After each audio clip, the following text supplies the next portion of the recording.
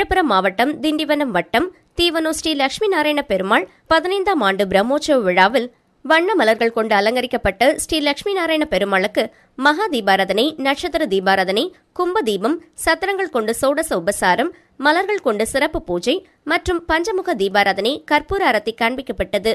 தொடர்ந்து கருட வாகனத்தில் காட்சியளித்து ஸ்ரீ லட்சுமி நாராயண பெருமாளுக்கு பஞ்சமுக தீபாராதனை காண்பிக்கப்பட்டது. மேலும் கருட வாகனத்தில் ஸ்ரீ லட்சுமி நாராயண பெருமாள் கிராம வீதி உலா வந்தார். நிகழ்ச்சிக்கான ஏற்பாட்டினை ஆலய பரம்பரை அறங்காவலர் ஸ்ரீமான் முனுசாமி குடும்பத்தினர் மற்றும் ஸ்ரீமான் RP ரவிச்சந்திரன் மற்றும் குடும்பத்தினர் செய்திருந்தனர். இதில் திரளான பக்தர்கள் கலந்து கொண்டனர்.